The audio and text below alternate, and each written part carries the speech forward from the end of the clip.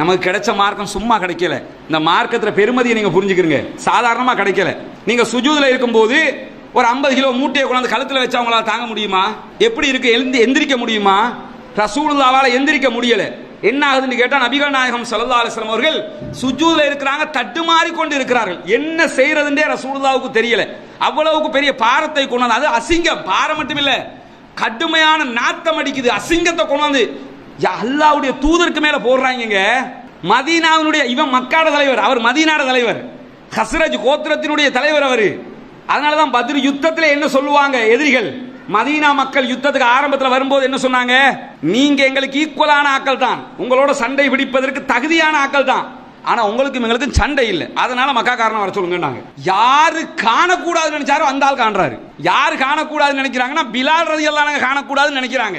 ஏன்னா இவருடைய அடிமை தான் பிலால் ரலியல்லாஹு அன்ஹு அவர்கள். மக்காவுல பிலால் ரலியல்லாஹு அன்ஹு அவர்களை அடிமையா வச்சிருந்து அவ்வளவு கொடுமை பண்ணினது யாரு? இவன் தான். இவருக்கு என்ன கடமைன்னா உமையத் இப்னு கலஃபை பாதுகாக்கிறது இவரோட கடமை. ரசூலுல்லாஹ்வையும் பாதுகாக்கணும். எப்படி ஒரு இக்கட்டு பாத்தீங்களா? அல்லாஹ்வோட தூதரையும் பாதுகாக்கணும், அல்லாஹ்வோட தூதரை கொல்ல வந்தவனையும் பாதுகாக்கணும்.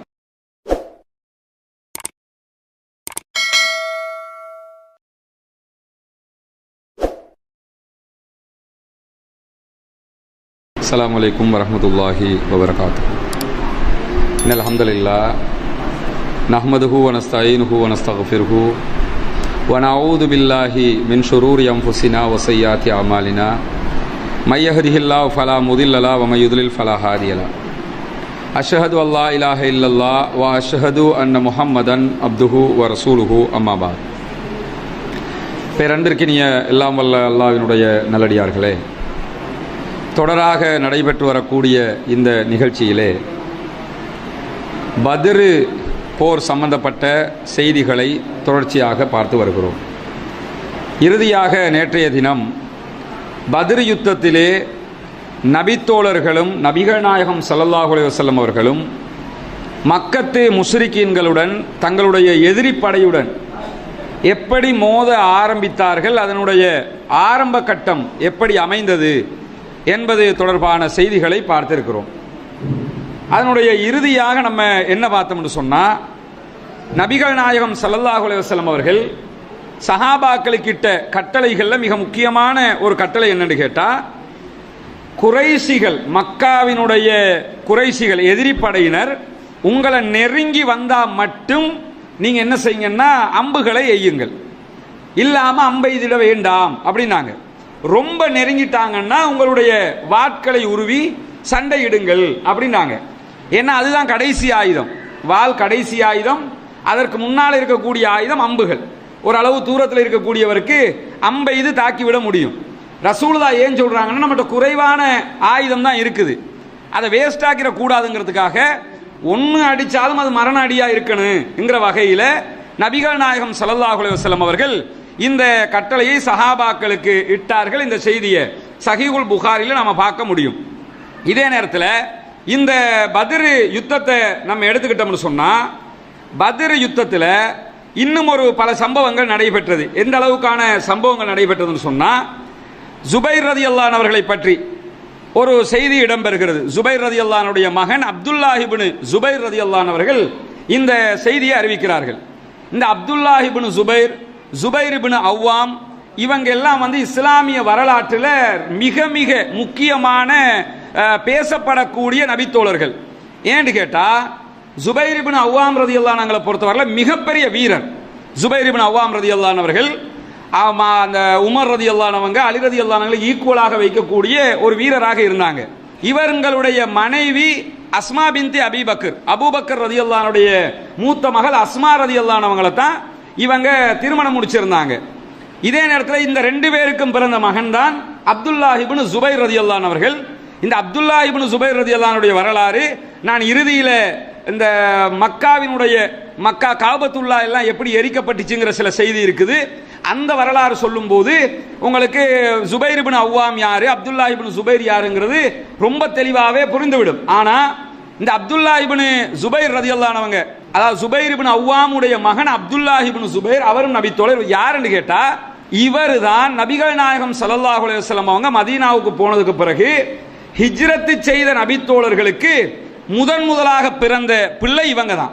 இவங்க பிறக்க முன்னாடி மக்காவில் இருக்க மதீனாவில் இருந்த யூதர்கள் எல்லாம் என்ன சொன்னாங்கன்னா, முஸ்லீம்களுக்கு பிள்ளை எல்லாம் பிறக்காது, ஏன்னா அவங்களுக்கு எல்லாம் நாங்கள் சூனியம் வச்சுட்டோம், இந்த சூனியம் ஒன்று இருக்குன்னு சொல்லிக்கிட்டு இருக்கிறாங்கல்ல. அவங்க என்ன கேட்பாங்கன்னா, சஹாபாக்கள் நம்பினாங்க தானே அப்படிம்பாங்க.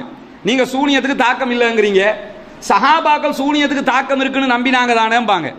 அவங்க நம்பலங்கிறதுக்கு ஆதாரமே புகாரில் இடம்பெறக்கூடிய இந்த செய்தி தான். எப்படி நம்பினாங்க? ஆரம்பத்தில் சஹாபாக்கள் நம்பினாங்க. எப்படி நம்பினாங்கன்னு கேட்டா, மக்கா மதீனாவில் இருந்த யூதர்கள் சொன்னாங்க, நாங்க சஹாபாக்களுக்கு முகம்மதுடைய ஆட்களுக்கு சூனியம் வச்சிருக்கிறோம், அவங்கள யாருக்குமே புள்ள பிறக்காது என்று சொல்லிக் கொண்டிருந்தாங்க. அல்லாஹு தாலா இந்த செய்தியை அறிவிக்கிறதே அஸ்மா பின்த் அபீபக்கர் தான். அபூபக்கர் ரலியல்லாஹு மகள் அஸ்மா தான் அறிவிக்கிறாங்க. அவங்க என்ன சொல்றாங்கன்னா, கணவர் ஏற்கனவே ஹிஜ்ரத் வந்துட்டாரு, கணவருக்கு பிறகுதான் மனைவி வர்றாங்க, நிறை மாத கர்ப்பிணியா வர்றாங்க. ஹிஜ்ரத்னா சும்மா வரல, நிறை மாத கர்ப்பிணி, குழந்தை அந்தா கிடைச்சிரும் இந்தா கிடைச்சிரும் போது 500-600 கிலோமீட்டருக்கு மக்காவிலிருந்து மதீனாவுக்கு ஹிஜ்ரத் வர்றாங்க. ஒரு பொம்பளை எப்படி இருக்கும்? நபி தோழியர்கள். அதுவும் இந்த காலத்தில் மாதிரி நல்ல குஷன் மெத்த போட்டு ஏசி வண்டிக்குள்ளேயே வந்தாங்க, அதெல்லாம் கிடையாது. அந்த ஒட்டகத்தில் குதிரையில் எவ்வளோ கஷ்டமா இருக்கும். ஒரு நிறை மாத கர்ப்பிணி அவங்க வந்தா மதீனாவில் குபா பள்ளிவாசல அந்த ஏரியாவை நெருங்கும் போது தான் அவங்களுக்கு குழந்தை கிடைக்குது, மதீனாவில் வச்சு தான் கிடைக்குது. அவங்க என்ன சொல்லுவாங்கன்னா, முஸ்லீம்களுக்கு சூனியம் வச்சுட்டோம், குழந்தையே கிடைக்காதுன்னு மக்கா மதீனாவில் இருந்தவங்க எல்லாம் சொல்லி கொண்டிருந்தாங்க யூதர்கள். சஹாபாக்களும் பயந்துகிட்டு இருந்தாங்க. அல்லாஹு தாலா எனக்கு குழந்தையை தந்து அதை பொய்ப்பித்தான், சூனியத்துக்கு தாக்கம் இருக்குன்னு தான் நினைச்சுக்கிட்டு இருந்தாங்க. குழந்தைய கொடுத்து இல்லை, அப்படி ஒன்று கிடையாதுன்னு சொல்லி அல்லாஹ் நிரூபிக்கிறான். இந்த குழந்தைய தூக்கிக்கிட்டு தான் ரசூலுல்லாஹ்ட்ட வருவாங்க. யார் ரசூலுல்லாஹ்? பால் கூட கொடுத்துருக்க மாட்டாங்க, கொண்டு வந்து எனக்கு புள்ள கிடைச்சிருச்சு, இந்த புள்ளைக்கு நீங்க தான் பேர் வைக்கணும் போது தான் அப்துல்லா என்று பேர் வைப்பார். அப்துல்லா இப்னு ஜுபைர், அவரோட பேர் அப்துல்லா தான். அப்துல்லான்னு பேர் வைக்கிறாங்க. தஹ்னீக் பண்ணி விடுவாங்க. ஈச்சப்பழத்தை சாப்பிட்டு, அஜ்வா வகை ஈச்சப்பழத்தை சாப்பிடுவாங்க. சாப்பிட்டு என்ன செய்வாங்கன்னா, அதனுடைய சாரை எச்சில எடுத்து ரசூலுல்லாஹ் அந்த குழந்தைக்கு வச்சு விடுவாங்க.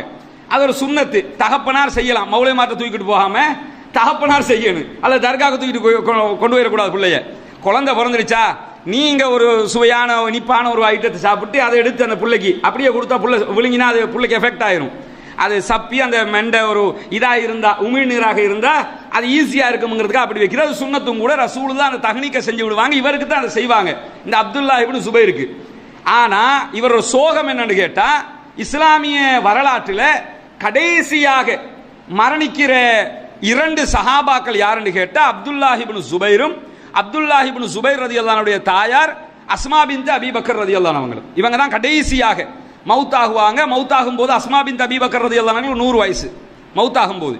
அந்த நேரம் எப்படி இருக்கும் என்று கேட்டா, இதெல்லாம் இஸ்லாமிய சமூகத்தில் நடந்திருக்குங்கிறது தான் இந்த சம்பவங்களை நினைக்கும் போது ஆச்சரியமா இருக்குது. இந்த அப்துல்லாஹ் இப்னு சுபைர் ரலியல்லாஹு அன்ஹு அவர்களுக்கும் இஸ்லாமிய படைகளுக்குள்ள 3 சண்டையால கஅபத்துல்லா தீ வைத்து எரிக்கப்படும். இன்னைக்கு நம்ம பார்க்கிறோம்ல கஅபத்துல்லா, இந்த கஅபத்துல்லாவை நெருப்பு வச்சு எரிப்பாங்க சண்டையில. அந்த சண்டையில இவர் மக்காவுக்குள்ள தான் இருப்பார், அப்துல்லாஹ் இப்னு சுபைர். அப்துல்லாஹ் இப்னு சுபைரை கொல்லணும்ங்கிறதுக்காக மக்காவுக்குள்ள இருந்தா கொல்ல மாட்டாங்கன்னு நினைச்சு தான் போய் இருந்தாரு. கொல்லுவாங்க. கொன்னு இவர் என்ன செய்வாங்கன்னு கேட்டா, ஒரு அதாவது சொல்லுவாங்கல்ல, அதுக்கு என்ன சொல்றது, சிலுவையில் அரைஞ்ச மாதிரி தூக்குல போட்டு தொங்க விட்டுருவாங்க. யார? ரசூலுல்லாஹ் தஹ்னீக் செய்த இந்த சஹாபியை தூக்குல தொங்க விட்டுருவாங்க. உடம்ப தூக்குல தொங்க விட்டு மக்களுக்கு எல்லாம் காட்சிப்படுத்துறதுக்கு வச்சிருவாங்க. வச்சுட்டு என்ன ஆர்டர் போடுவாங்கன்னா, இவரை கொண்டு போய் யூதர்களை அடக்குற மையவாட்டில் அடக்குங்க. இந்த ஆர்டர்லாம் யார் போடுறா தெரியுமா? எதிரிண்டா வேற எதிரில்ல, இஸ்லாமிய ஆட்சியாளர்கள் போட்டாங்க. அந்த நேரத்தில் 100 வயசு அஸ்மா பின்த் அபீபக்கர் ரலியல்லாஹு அன்ஹு அவங்களுக்கு, அவங்க கையை பிடிச்சிக்கிட்டு என்ன கொஞ்சம் கூட்டி கொண்டு, கண் தெரியாது அவங்களுக்கு, கூட்டி கொண்டு என்ன மகன் எங்க இருக்கிறான்னு கொஞ்சம் காட்டுங்கன்னு போது குழந்தை காட்டுவாங்க. இப்படி தொட்டு பார்ப்பாரு, மகன் தொங்கிக்கிட்டு இருக்கிறாரு. சஹாபி, இவங்களும் மூத்த சஹாபி, அவங்க மகன் சஹாபி. இந்த அதாவது அபூபக்கர் சித்திக் ரலியல்லாஹு அன்ஹுடைய குடும்பம் இது. அபூபக்கர் சித்திக் ரலியல்லாஹு குடும்பம்னா ரசூலுல்லாஹ்வுடைய குடும்பம்னு அர்த்தம். அவ்வளவு நெருக்கமான குடும்பம். இப்படி தொட்டு பார்த்துட்டு இவரை கொஞ்சம் கீழே இறக்கித்தாங்க அப்படின்னு கீழே இறக்கி வைக்கிறாங்க. வைக்கும்போது பாடி இருக்கும்போது தான் அந்த நாட்டினுடைய மன்னர் எவன் இந்த யுத்தத்துக்கு காரணமா இருந்தாலும் அவன் வர்றான். வந்து அஸ்மா ரலியல்லாஹு அன்ஹா பேசும்போது, உன் மகன் செஞ்ச பிழையால தான் அவரை நாங்கள் கொன்றோம் என்று சொல்லுவான். அப்பதான் அவங்க சொல்றாங்க, என் புள்ள யாருன்னு உனக்கு தெரியுமா? என் புள்ளோட ஹிஸ்டரி உனக்கு தெரியுமா? மதீனாவாசிகளுக்கு முதலில் பிறந்த குழந்தை என்னுடைய குழந்தை, அவர்தான் இவர். நபிகள் நாயகம் ஸல்லல்லாஹு அலைஹி வஸல்லம் அவர்களுடைய எச்சில் தான் என் குழந்தையின் முதல் உணவாகியது. நான் பால் கூட கொடுக்கல, அந்த குழந்தை தான் இந்த குழந்தை, இந்த குழந்தை எப்படியெல்லாம் இந்த சமூகத்துக்கு என்னெல்லாம் செஞ்சிருக்கு தெரியுமான்னு ஒரு பெரிய பட்டியலையே அவங்க எடுத்து சொல்லுவாங்க. அது ஒரு உருக்கமான சம்பவம். அந்த இடத்துல அவங்க கொல்லப்பட்டு பிறகு தண்ட மகனை அவங்க பாடி எடுத்துக்கொண்டு என்ன செய்வாங்கன்னா, மக்காவில் யூதர்களை புதைக்கிற மையவாடியில் புதைப்பாங்க. சஹாபிவரி புதைச்சிருவாங்க. தன்னந்தனி ஆளாக போய் பாடியை தோண்டி எடுத்து அவருடைய ஜனாசாவை எடுத்துக்கிட்டு மதீனாவுக்கு போவாங்க. அஸ்மா பின்த் அபீ பக்கர் ரலியல்லாஹு அன்ஹு மதீனாவில் கொண்டு போய் இன்றைக்கு அவங்க ஜனாசா எங்க அடக்கப்பட்டிருக்குன்னு கேட்டா, நபிகள் நாயகத்தினுடைய ஜனாசா அடக்கப்பட்டிருக்கா இல்லையா மஸ்ஜித் நபவிக்குள்ள, அந்த வளாகத்துக்குள்ள தான் இவருடைய ஜனாசா இருக்குது. இப்ப அல்லாஹ் அது பெரிய கண்ணியம் மட்டும் கொடுத்தான். அவங்க அப்படி செஞ்சாலும் அந்த வரலாறை சொல்லும் போது அதுல இடையில என்னெல்லாம் நடந்ததுங்கிறது வரும். இந்த அப்துல்லாஹ் இப்னு ஜுபைர் ரலியல்லாஹு அன்ஹு அவங்க என்ன சொல்றாங்கன்னா, என்னுடைய தகப்பனார் ஜுபைர் இப்னு அவ்வாம் ரலியல்லாஹு அன்ஹு அவர்கள் யுத்த காலத்தில் பத்ரில் கலந்து கொண்டார்கள். பிற்காலத்தில் எருமுக் யுத்தத்திலையும் கலந்து கொண்டார்கள். பத்ர்ல கலந்து கொண்டாங்கிறதுக்கு என்ன ஆதாரம் கேட்டா, என்னுடைய தகப்பனாருக்கு முதுகுல 2 காயங்கள் இருந்தது. வெட்டு காயம், பெரிய வெட்டு காயம் 2 காயம்னா அப்படி கோடு கிடையாது. அந்த காயம் ஓட்டையாகவே இருந்தது முதுகுல. அந்த ஓட்டைக்குள்ள நான் கைகளை போட்டு இப்படி விளையாடுவேன் அப்படிங்கிறாரு. முதுகுல இருக்குது காயம், எங்க வாப்பாக்கு காயம் இருந்தது. அந்த காயத்துக்குள்ள நான் இப்படி முதுகுக்குள்ள கையை, நான் சின்ன பிள்ளை கையை விட்டு விட்டு இப்படி வாப்பாட முதுகுல விளையாடுவேன்னா, அவ்வளவு பெரிய காயம் என்னுடைய தகப்பனாருக்கு இருந்தது என்கிற செய்தியை அவர் சொல்லக்கூடிய செய்தி சஹீஹுல் புகாரியில பதிவு செய்யப்பட்டிருக்குது. என்னன்னா, இது பத்ரில் அவருக்கு ஏற்பட்ட ஒரு காயம். ஏன்னா கடுமையாக போராடிய ஒரு நபித்தோழர். இந்த நேரத்தில் பத்ர் களத்தில் நிற்கும் போது நபிகள் நாயகம் ஸல்லல்லாஹு அலைஹி வஸல்லம் அவங்களுக்கு அல்லாஹு தஆலா குர்ஆனுடைய வசனத்தை இறக்குறான். என்ன வசனம்னா, இப்னு அப்பாஸ் ரலியல்லாஹு அன்ஹு சொல்றாங்க, பத்ர் போர்ல நபிகள் நாயகம் ஸல்லல்லாஹு அலைஹி வஸல்லம் அவங்க சொன்னாங்க, என்ன சொல்றாங்க தெரியுமா, சஹாபாக்களே தயாராக இருங்கள், இதோ நான் பார்த்து கொண்டிருக்கிறேன், ஜிப்ரீல் போர் தளவாடங்களோடு குதிரையின் அந்த இந்த பகுதி கடிவாளம் இருக்குதா இல்லையா, குதிரையின் கடிவாளத்தை பிடித்துக் கொண்டு ஜிப்ரீல் இறங்கி கொண்டிருக்கிறார் அப்படின்னு சொல்லி நபிகள் நாயகம் ஸல்லல்லாஹு அலைஹி வஸல்லம் அவர்கள் சொல்கிறார்கள். சும்மா இல்ல, 1000 மலக்குமாரோடு இறங்கி கொண்டிருக்கிறார். அல்லாஹ் எப்படி உதவியை கொடுக்கிறான்னா, அவங்க எதிரிகள் 1000 பேர் இருக்கிறாங்க, இவங்க வெறும் 300 பேர் தான் இருக்கிறாங்க. 1000 மலக்குமாரோட ஜிப்ரீல் அலைஹிஸ்ஸலாம் வந்து இறங்குகிறார்கள். நபிகள் நாயகம் ஸல்லல்லாஹு நேத்து பார்த்தோமா இல்லையா, ரசூலுல்லாஹ் துஆ கேட்டுக்கொண்டே இருப்பாங்க, தோல்ல இருந்த துண்டு கீழே விழும் என்கிறதெல்லாம் பார்த்தோமா இல்லையா. அந்த துஆ கேட்டுக்கொண்டிருக்கிற நேரத்தில் என்ன நடக்கும்னு கேட்டா, நபிகள் நாயகம் ஸல்லல்லாஹு அலைஹி வஸல்லம் அவங்க சொல்றாங்க, மலக்குமார் ஜிப்ரீல் வந்திருக்கிறார், ஜிப்ரீலுடைய உதவி நமக்கு வந்திருக்கிறது என்று சொல்லும் போது இப்னு அப்பாஸ் ரலியல்லாஹு அன்ஹு அறிவிக்கிறாங்க, இந்த பத்ர் யுத்தத்தில் என்ன எல்லாம் நடந்தது தெரியுமா உங்களுக்கு அப்படின்னு சொல்லும் போது, பத்ர் போர்ல இணை வைப்பாளர் ஒருவரை ஒரு முஸ்லிம் துரத்தி கொண்டு சென்றார். யுத்தத்தில் சண்டை நடக்குது, ஒரு காவிர் ஓடிக்கிட்டு இருக்கிறான், ஒரு முஸ்லிம் விரட்டிக்கிட்டு போறார் அவரை கொல்றதுக்கு. விரட்டி கொண்டு போகும்போது அந்த நான் ஓடிக்கொண்டு இருக்கும் போது ஒரு பெரிய சாட்டை சத்தம் ஒன்று கேட்குது. ஒரு பெரிய சாட்டை ஒன்று எடுத்து இப்படி ஓங்கி அடிச்சா சலாரண்டு எப்படி சத்தம் கேட்குமோ அது மாதிரி ஒரு சத்தம் கேட்டது. ஆனா நான் சாட்டையால் அடிக்கல. அவர் என்ன சொல்றாருன்னா, நான் சாட்டையால் அடிக்கல, ஆனா பெரிய ஒரு சத்தம் கேட்குது, சாட்டையால் அடிக்கிற சத்தம் கேட்கிறது. அது மட்டும் இல்லாம அவசரமா போன்னு குதிரைக்கு சொல்ற சத்தம் கேட்கிறது, வாய்ஸ் கேட்குது, யாரோ ஒருத்தர் சொல்றது கேட்குது. யுத்த காலத்தில் எனக்கு யாருங்கிறதெல்லாம் அனுமானிக்க முடியல. ஆனா திடீர்னு போய் கொண்டிருக்கும் போது என்ன ஆகுதுன்னு கேட்டா, எனக்கு முன்னால் போன இணை வைப்பாளர் மல்லாந்து விழுந்தார். இப்படி போறாரு, ஒரு அடி விழுகுது சலாருன்னு, முன்னாடி போனவன் பல்லாரண்டு கீழே விழுறாரு. இவர் என்ன பார்க்கிறாரு, நம்ம அடிக்கவே இல்லையே, நம்ம அடிக்காம இந்த கீழே விழுந்துட்டானே, உடனே இறங்கி போய் அந்த விழுந்தவரை முகத்தை பார்க்கிறாரு. முகத்தை பார்க்கும்போது முகத்தில் எப்படி இருக்குன்னு கேட்டா, பெரிய ஒரு சாட்டையால கன்னத்தில் அரைஞ்ச மாதிரி ஒரு மூக்குல எல்லாம் மிகப்பெரிய காயத்தை நான் கண்டேன் அப்படின்னு சொல்லிட்டு உடனே என்ன செய்யறாருன்னு கேட்டா, அந்த அன்சாரி தோழர், இவர் மதீனாக்காரர், உடனே நபிகள் நாயகம் ஸல்லல்லாஹு அலைஹி வஸல்லம் அவங்கள்ட்ட ஓடி வந்து, யா ரசூலுல்லாஹ், நான் இப்படி போகும்போது ஒரு சத்தம் கேட்டுச்சு, ஆனா நான் சத்தம் போடல, சலார்னு ஒரு அடி சத்தம் கேட்டுது, நான் அடிக்கவும் இல்லை, ஆனா முன்னுக்கு போனேன் திடீர்னு விழுந்துட்டாப்ல, நமக்கே ஆச்சரியமா இருக்குல்ல, நான் ஒன்றுமே செய்யலடா, நீ விழுந்துட்டியடாண்டு. அது மாதிரி விழுகிறாரு. எனக்கு என்ன நடந்துச்சுன்னு விளங்கல அப்படின்னு ரசூலுல்லாஹ்ட்ட வந்து சொல்லும்போது நபிகள் நாயகம் ஸல்லல்லாஹு அலைஹி வஸல்லம் அவர்கள் சொல்கிறார்கள், நீங்கள் சொன்னது உண்மை, அது வேறு யாரும் அல்ல, அல்லாஹ்விடம் இருந்து 3வது வானத்திலிருந்து நமக்கு உதவி வந்திருக்கிறது, மலக்குமார் வந்து இறங்கி இருக்கிறாங்கிறத இதனூடாகவும் நபிகள் நாயகம் ஸல்லல்லாஹு அலைஹி வஸல்லம் அவங்க சொன்னாங்க. கிட்டத்தட்ட 70 காபிர்களை கொல்லுகிறார்கள், 70 காபிர்கள் கைது செய்யப்படுகிறார்கள். அதே மாதிரி இந்த பத்ர் யுத்தத்தில் நடந்த சம்பவங்கள் இன்னொரு முக்கியமான சம்பவம் என்னன்னா, சாத் இப்னு முஆத் ரலியல்லாஹு அன்ஹு, நீங்க யாரு, மதீனாவாசிகளுடைய தலைவர். நேற்றே பார்த்தோம், ரசூலுல்லாஹ்வை சுத்தி வளைச்சு பாதுகாப்புக்கு நிற்பாங்க இவங்க தான். இந்த சாத் இப்னு முஆத் ரலியல்லாஹு அன்ஹு என்ன செய்றாங்கன்னு கேட்டா உம்ராவுக்கு போறாங்க. எப்பன்னா பத்ருக்கு முன்னுக்கு இது நடக்குது, பத்ருக்கு முன்னுக்கு நடக்குது, உம்ராவுக்கு போறாங்க. உம்ராவுக்கு போனா அங்க போய் என்ன செய்றாங்கன்னா உமையத் இப்னு கலஃப், அபூ சஃப்வான் என்கிற உமையத் இப்னு கலஃப், உமையா என்கிற உமையத் இப்னு கலஃபுடைய வீட்டில் தான் தங்குறாங்க. இந்த உமையத் இப்னு கலஃபுக்கும் இவருக்கும் ஒரு எக்ரிமெண்ட் இருந்துச்சு. என்ன எக்ரிமெண்ட்டா, பிசினஸ்ல இவங்க ரெண்டு பார்ட்னர். மக்காவுல இருக்கிற என்னுடைய உறவுகளையும் என்னுடைய சொத்துக்களையும் நீங்க பாதுகாத்துக்கணும், மதீனாவுல இருக்கிற உங்க உறவுகளையும் உங்க சொத்துக்களையும் நான் பாதுகாத்துக்கிறேன். இப்படி ஒரு ஒப்பந்தம் எழுத்துல போட்டுக்கொள்வாங்க. அப்படி ஒரு ஒப்பந்தம் எங்க ரெண்டு பேருக்கு மத்தியில் இருந்தது. அதனால மக்காவுக்கு போனா எங்க தங்குவீங்கன்னு கேட்டா உமையத் இப்னு கலஃப் வீட்டுல தங்குவேன், அவர் என் பிசினஸ் பார்ட்னர் தான். இவர் போய் தங்குறாரு. தங்கினா தங்கிட்டு இப்ப உம்ராவுக்கு போய் கஅபாவை தவாப் செய்யணும்ல, தவாப் செய்யணும் போது உமையத் இப்னு கலஃப் என்ன சொல்றாருன்னா, கொஞ்சம் பொறுங்க, ஒரு நல்ல உச்சி வெயில் அடிக்கிற மாதிரி டைம்ல பேசாம போய் சத்தபத்தம் இல்லாம தவாப் பண்ணிட்டு வந்துருங்க. ஏன்னா அங்க செம்ம அடி விழுந்துகிட்டு இருக்குது. கஅபாவுக்கு போய் நீங்க தவாஃப்னு முஸ்லிம்னு யாராவது போனா அடி விழுகிற டைம். மக்காவுல இது நடக்குது, பத்ருக்கு முன்னாடி. ஆனா ரசூல் தான் மதீனாவுக்கு போயிட்டாங்க. இவர் என்ன தைரியத்தில் வர்றாருன்னா, இவர் மதீனாவினுடைய தலைவர், இவர் அந்த தைரியத்தில் தான் வர்றாரு. நீங்க அமைதியா போய் யாரும் இல்லாத டைம்ல தவாஃப் பண்ணுங்க கஅபாவை சொல்லும்போது சரின்னு சொல்லிட்டு யாரும் இல்லாத அமைதியான நேரத்தில் இவர் போய் தவாஃப் பண்றாரு. சாத் இப்னு முஆத் ரலியல்லாஹு அன்ஹு தவாஃப், உச்சி வெயில் அடிக்குது. இப்ப இருக்கிற கஅபாவை நீங்க கற்பனை பண்ணி கொள்ள கூடாது. பழைய கஅபா போட்டோ எல்லாம் பார்த்திருப்பீங்கல்ல, அது மாதிரி பழங்கால கஅபாவை நீங்க கற்பனை பண்ணி பாருங்க. இப்ப இருக்கிற கஅபா இப்ப இப்படி நீங்க சமதர மாதிரி உங்களுக்கு விளங்குற மாதிரி இருக்கும். பழைய கஅபா அப்படி இல்லை, ஒரு குழிக்குள்ள தான் இருக்கும். சுத்தி வர கல்லு மலைகள், முழுவதும் மலைகளால் சூழப்பட்டு அந்த போட்டோல பாக்குறீங்கல்ல, போட்டோல பார்த்தா நடுவுல அந்த கஅபா இருக்கும். சுத்தி வர கட்டிடங்கள் இப்ப இருக்குதுல்ல, கட்டிடம் இருந்த இடத்துல எல்லாம் எது இருந்துச்சு 10 வருஷத்துக்கு முன்னாடி 15 வருஷத்துக்கு முன்னாடி உம்ராக்கு போனவங்களுக்கு ஹஜ்ஜிக்கு போனவங்களுக்கு தெரியும், அது அப்படித்தான் இருந்துச்சு.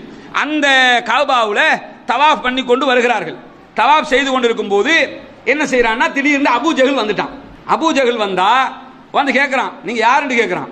கேட்கும்போது இவங்க அசாட்ட சொல்றான், நான் சாத் இப்னு முஆத் அப்படிங்கிறாங்க. சாத் இப்னு முஆதா, நீங்க தான் எங்க ஊர்ல இருந்து ஓடி வந்த முகமதை பாதுகாத்துக்கிட்டு இருக்கிறீல்ல கேட்கறான். பரம்பரை கோபம் இருக்குதுல்ல, இப்ப அவன் கேட்கறான், முகமதுக்கு அடைக்கலம் கொடுத்து அங்க வச்சுட்டு இங்க வந்து கஅபாவை அசால்ட்டா நீங்க தவாஃப் பண்ணிக்கிட்டு இருக்கிறீங்களா? எங்களுடைய எதிரிக்கு அங்க அடைக்கலம் கொடுத்து வச்சிருக்கிறீங்க, கொடுத்து வச்சுட்டு எங்க ஊருக்கே வந்து கெத்தா நீங்க தவாஃப் பண்ணிட்டு போக முடியுமா அப்படின்னு சொல்லி கேட்கும்போது அவர் என்ன செய்யறாருன்னு கேட்டா, ஆமா தவாஃப் பண்ணுவேன், அதுக்கு என்னன்னு கேட்கிறாரு. என்ன, இவர் அபூ ஜஹலுக்கு சளைத்த ஒரு ஆள் அல்ல, ஒண்டி கொண்டு நிக்கிற ஒரு ஆள். மதீனாவினுடைய, இவன் மக்காட தலைவர், அவர் மதீனாட தலைவர், ஹஸ்ரஜ் கோத்திரத்தினுடைய தலைவர் அவரு. அதனாலதான் பத்ர் யுத்தத்தில் என்ன சொல்லுவாங்க எதிரிகள், மதீனா மக்கள் யுத்தத்துக்கு ஆரம்பத்தில் வரும்போது என்ன சொன்னாங்க, நீங்க எங்களுக்கு ஈக்குவலான ஆக்கள் தான், உங்களோட சண்டை பிடிப்பதற்கு தகுதியான ஆக்கள் தான், ஆனா உங்களுக்கும் எங்களுக்கும் சண்டை இல்லை, அதனால மக்கா காரணம் வர சொல்லுங்க. அவ்வளவு ஈக்குவலான ஒரு ஆள் இவர். உடனே கேட்கும்போது ஆமா நான் தவாஃப் பண்ணிக்கிட்டு தான் இருக்கிறேன், உனக்கு என்ன பிரச்சனை அப்படின்னு சொல்லி கேட்கிறாங்க. கேட்டதுக்கு பிறகு ரெண்டு பேருக்குமே வாய் தர்க்கமாகுது, கடுமையாக வாயில பேச்சுவார்த்தை முத்தி கொண்டு போகிறது. போகும்போது இந்த உமையத் இப்னு கலஃப் பக்கத்தில் இருந்துக்கிட்டு, சத்தம் போட்டு பேசாதீங்க, அவர் ஊர் தலைவர் அப்படிங்கிறாரு. அவர் தான் மக்காவுக்கு தலைவர், எங்க தலைவரோட சத்தம் போட்டு பேசக்கூடாது, கொஞ்சம் மெதுவா பேசுங்க. ஆனா இவரை விட்டுறாருல, ஒண்டி கொண்டி அபூ ஜஹலோட கடுமையான சண்டை பிடித்துக் கொண்டிருக்கும் போது என்ன ஆகுதுன்னு கேட்டா, இந்த இவர் சொல்றாரு, சாத் இப்னு முஆத் ரலியல்லாஹு அன்ஹு சொல்றாங்க, எனக்கு நீ தவாஃப் பண்ண விடலன்னு சொன்னா நான் என்ன செய்வேன்னு கேட்டா, நீ வந்து ஷாமுக்கு போற வழி எல்லாம் மறப்பேனுங்கிறாரு. மறப்பேன் என்ன, பொருளாதார தடை விதிப்பேனுங்கிறாரு. ஏன்னா நீங்க மக்காங்கிற ஒரு நாடு, மக்காவுல எதுக்குமே உற்பத்தி இல்லை. மக்காவுல இன்னைக்கு போனாலும் பலாக்கா கேட்டாலும் கிடைக்கும் உங்களுக்கு, அது வேற. மக்காவுக்கு போய் திடீர்னு வரக்காவுண்டு சாப்பிடணும்னா கிடைக்கும் உங்களுக்கு, ஆனா வரக்காங்க உற்பத்தி ஆகாது, அங்க எதுக்குமே உற்பத்தி ஆகாது. கல்லு படாரங்கள் நிறைந்த ஒரு பூமி அது மக்கா என்பது. மக்காவுக்கு வெளியில அங்கதான் எல்லா விளைச்சல்களும் இருக்கும். மதீனாங்கிறது பேரிச்ச மரங்கள் நிறைந்து வளரக்கூடிய ஒரு பகுதி அது.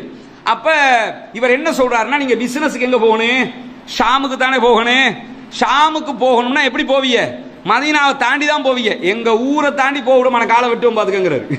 இந்த ஏரியாவால போயிடக்கூடாது, போவியா தடை விதிப்பேங்கிறார். பொருளாதார தடை விதிச்சா என்ன செய்ய முடியும் உங்களால அப்படின்னு சொல்லி பேசிக்கொண்டு கடுமையா இன்னும் பேச்சு முத்திக்கொண்டே போகும்போது இந்த உமையத் இப்னு கலஃப் என்ன செய்யறாருன்னா, திரும்ப திரும்ப கொஞ்சம் பேசாதீங்க, அமைதியா பேசுங்க, அமைதியா பேசுங்கன்னு கேட்டுக்கிறாரு. இப்ப சண்டை யாரோட, அபூ ஜஹலோட.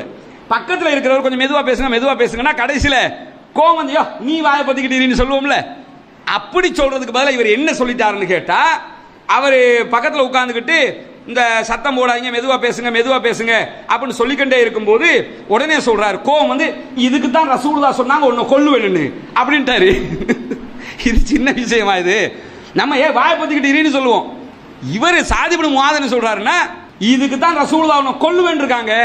உடனே அந்த ஆள் பதறி போய், என்ன ரசூலுல்லாஹ் கொல்லுவேன்னு சொன்னாங்களா? ஆமா கொல்லுவேன்னு சொல்லியிருக்கிறாங்க என்று திருப்பி சண்டையை பிடிக்கிறாரு. அபூஜஹலோட சண்டை போகுது, உன்னை கொல்லுவேன்னு சொல்லிட்டாங்க போ அப்படின்ட்டாங்க. சொன்னதோடு இந்த ஆள் பத்தறிக்கிட்டு வீட்டுக்கு ஓடுறாரு. வீட்டுக்கு ஓடி போய், என்ன இவருக்கு ஏன் ஓடினாருங்கிறது உங்களுக்கு விளங்கும். ஓட்டி போய் மனைவிட்டு சொல்றாரு, என்ன நடந்து தெரியுமா, மதீனாவுல இருந்து என் கூட்டாளி வந்தார் தெரியுமா? ஆமா வந்தாரு. என்ன பதறிக்கிட்டு வாரீங்கன்னு கேட்கும்போது அவர் ஒரு செய்தி சொன்னாரு. என்ன செய்தி சொன்னாரு? அந்த செய்தி உண்மை மட்டும் தான்ங்கிறாரு. ஏன் அடிச்சு உமையத் இப்னு கலப் சொல்றாரு, அது உண்மைதான். ஏன் சொல்றாருன்னா, முகமது பொய் சொல்ல மாட்டாரு, ரசூலுல்லாஹ் பொய் சொல்ல மாட்டாங்கிறது. அதனால தானே அல்லாஹ் மீனா சாதிக்கின்றாங்க. ஊர மக்கா காவிர்கள் கொடுத்த பட்டம் தானே நம்பிக்கைக்குரிய ஒரு உண்மையாளர் என்றலாம்.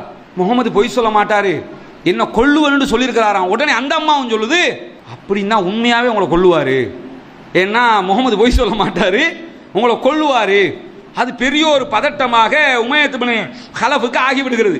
அப்ப என்ன செய்யறாங்க, மக்காவுல இருந்து மதீனாவுக்கு யுத்தத்துக்கு பத்ருக்கு கிளம்புறாங்கல்ல, கிளம்பும் போது எல்லாரும் வாங்க, எல்லாரும் வீட்டுல இருந்து வாங்கண்டக்கல, உமையத் இப்னு கலஃப் மட்டும் கொஞ்சம் ஒளிஞ்சு திரியிறாப்ல. ஏன்னா தெரியும் நமக்கு ஏற்கனவே ரிசல்ட் கிடைச்சிட்டு, நம்ம போனோம்னா சங்க ஊத போறாங்க, அதனால நம்ம சங்கூதுற சத்தம் கேட்காம இருக்கணும்னா அங்க போகாம இருக்கணும் அப்படின்னு முடியல. கொஞ்சம் பின்வாங்கி நிக்கிறாரு. இதுல மனைவி வேற, யோ போய்க்கி தொலைச்சிடாத, போனா அவ்வளவுதான் நம்ம தாலி அறுந்துரு அப்படின்னு அவ சொல்லிக்கிட்டு இருக்கிறா. ஏன்னா ரசூலுல்லாஹ் சொல்லிட்டாங்க, அதுல எந்த மாற்றமும் இல்லை, நீ சாகுவ என்று அவ வேற சொல்லிக்கிட்டு இருந்தா. இவருக்கு எப்படி இருக்கு, நீ வேற சும்மா இருடி, நானே சாகுவேன்னு துடிச்சுக்கிட்டு இருக்கிறேன், நீ வேற பயம் காட்டிக்கிட்டு இருக்கிறியே. இந்த மாதிரி நிலைமையில மன உளைச்சல் இருக்கும்போது அபூஜஹலே தேடி வந்துட்டான். உமையா என்ன வரலையா நீங்க அப்படின்னு சொல்லி உமையாவினுடைய வீட்டுக்கு அபூஜஹல் தேடி வந்து சொல்றான், இந்த முகம்மது இப்படி சொன்னாருன்னு சாதிப் இப்னு முஆத் சொன்னதுனால நினைச்சுக்கிட்டு இருக்கிறீங்களா, நீங்க யாரு தெரியுமா? அவன் சொல்றான், மக்கா பள்ளத்தாக்குல தலைவர்களில் ஒரு தலைவர், நீங்க பயப்படலாமா? இப்படி உசுப்பேத்தி உடக்கல அவனும் நம்ம பெரிய தலைவர்ல, முகம்மது சொன்னது உண்மைதான், ஆனால் நம்ம பெரிய தலைவர்ல அப்படிங்கிறான். உண்மைதான், நம்ம சத்ருவன் தான், ஆனால் நம்ம பெரிய தலைவர், சாகாமல் விருப்பம்ல, இப்படி உசுப்பேத்துறான். நீ இதுக்கெல்லாம் பயப்படலாமாப்பா, நீ வந்து ஒண்ணுமில்லை, அவனுக்கு பயம் இருக்குல்ல, ஒரு நாள் இல்லாட்டி 2 நாள் வாங்குறான். இப்படி கூப்பிட்டாலே ரொம்ப யோசிக்கணும். அந்த அல்லாண்டு வராம இருக்கிறான், விட்டு போடு, ஏதாவது நலவு இருக்கும்ட்டு போயிடணும். இல்ல வாங்க வாங்கன்னு தேரை இழுத்து தெருவில் விட்டுருவாங்க. அது மாதிரி வாங்கன்னு கூப்பிட்டு கடைசியில் சொல்றான், நீ முழுசா எல்லாம் வர தேவையில்லப்பா, ஒரு நாள் இல்லாட்டி 2 நாள் வந்துட்டு போ, சாகு 2 முடிவானதுக்கு பிறகு நீ ஒரு நாள் போனாலும் சாவுதான் உனக்கு. அப்ப இவ சொல்லிக்கிட்டு இருக்கா, போவாத, போனா செத்துருவ இவ சொல்லிக்கிட்டு இருக்கா. நீ வராட்டி கௌரவம் போயிரும் அவன் சொல்லிக்கிட்டு இருக்கிறான். கடைசியில் என்ன முடிவு எடுக்கிறான்னு கேட்டா, நம்ம வந்து போவோம், ஒரு 2 நாள்ல வந்துடுறது அப்படின்னு முடிவு எடுத்துட்டு உமையா மக்காவுக்கு கிளம்பி வந்தார். இப்ப பத்ர் யுத்தம் நடந்துகிட்டு இருக்குது, யுத்தம் கடுமையான யுத்தம் நடக்குதுல்ல. நடக்கும் போது என்ன ஆகுதுன்னு கேட்டா, இந்த சாதிப் இப்னு முஆத் ரலியல்லாஹு ரசூலுல்லாஹ்வுக்கு பாதுகாப்புக்கு தான் இருக்கிறாங்க. ஆனா இவருடைய ஒப்பந்த பிரகாரம் இவருக்கு என்ன கடமைன்னா, உமையத் இப்னு கலஃபை பாதுகாக்கிறது இவரோட கடமை, ரசூலுல்லாஹ்வையும் பாதுகாக்கணும். எப்படி ஒரு இக்கட்டு பாத்தீங்களா, அல்லாஹ்வோட தூதரையும் பாதுகாக்கணும், அல்லாஹ்வோட தூதரை கொல்ல வந்தவனையும் பாதுகாக்கணும், 2யும் ஒரே நேரத்தில் செய்யணும். உடனே கொஞ்சம் பார்த்து கரெக்டா பாத்துக்குங்கப்பா அப்படின்னு சொல்லிட்டு உமையத் இப்னு கலஃபை கூட்டிக்கிட்டு, தொலைஞ்சு நீ வேற வந்து சேர்ந்துட்ட வாயான்னு சொல்லி உன்னை பாதுகாக்கணும்னு கூட்டிக்கிட்டு ஓடுறாரு. எங்க ஓடுறாரு, மணல் திட்டா இருக்கும் இந்த பத்ர்ல, அதுல ஓடிக்கிட்டு இருக்கா, பாலைவனம் தானே, ஓடிக்கிட்டு இருக்கிறாரு. ஓடினா இந்த ஆளுக்கு ஓடவும் முடியல, இந்த ஆள் நல்ல கொழுத்து பெருத்த ஒரு ஆள். இந்த ஹதீஸ்ல எப்படி வருதுன்னு கேட்டா, உமையத் இப்னு கலஃப் நல்ல உடம்பு கொழுத்தவர், நடக்க ஓடையெல்லாம் முடியல. இவர் மெதுவா இழுத்து போறாரு. இங்க வாங்கன்னு இழுத்துக்கிட்டு ஓடும்போது யாரும் கண்டுருவாங்க, யாரும் கண்டக்கூடாதுன்னா ஓடுறாரு. யாரு காணக்கூடாதுன்னு நினைச்சாரோ அந்த ஆள் காண்றாரு. யாரு காணக்கூடாதுன்னு நினைக்கிறாங்கன்னா, பிலால் ரலியல்லாஹு காணக்கூடாதுன்னு நினைக்கிறாங்க. ஏன்னா இவருடைய அடிமை தான் பிலால் ரலியல்லாஹு அவர்கள். மக்காவுல பிலால் ரலியல்லாஹு அவர்களை அடிமையா வச்சிருந்து அவ்வளவு கொடுமை பண்ணினது யாரு, இவன் தான். குழந்தை பிள்ளைகளுக்கு விளையாட்டு பொம்மை மாதிரி கொடுத்துருவான். என்ன செய்வான்னா, நம்ம நினைக்கிறோம் பிலால் ரலியல்லாஹு தியாகம் எல்லாம் இருக்குதுல்ல, பாய் ஈச்ச ஓலையில செஞ்ச பாய் இருக்குதுல்லங்க, இந்த பாய் வந்து பிளாஸ்டிக், ஈச்ச ஓலையில செஞ்ச பாயில படுக்க வச்சு சுத்துவாங்க, இப்படி ரோல்ஸை சுத்துவோம்ல அது மாதிரி சுத்துவாங்க. இப்படி சுத்தி நெருப்புல காய்ச்செடுப்பாங்க அவரை, பிலால் ரலியல்லாஹு அவரை. நமக்கு கிடைச்ச மார்க்கம் சும்மா கிடைக்கல. இந்த மார்க்கத்தில் பெருமதியை நீங்க புரிஞ்சுக்கிறீங்க, சாதாரணமா கிடைக்கல. அப்பவும் என்ன செய்வாருன்னா அஹதுன் அஹதுன் அஹதுன் அப்படிம்பாரு. அதை சொல்லக்கூடாதுன்னு தான் செய்யறாங்க. குழந்தை கழுத்துல என்ன செய்வாங்கன்னா கவுத்தை மாட்டி விட்டு இவர் பிடிச்சிக்கிடுவாரு, இப்படி கழுத்து இறுகும், கவுத்தை பிடிச்சிக்கிடுவாரு. என்ன செய்வாங்கன்னா வெறும் மேலோட அடிமை தானே, உடம்புல ஒட்டு துணி மட்டும் தான் இருக்கும்.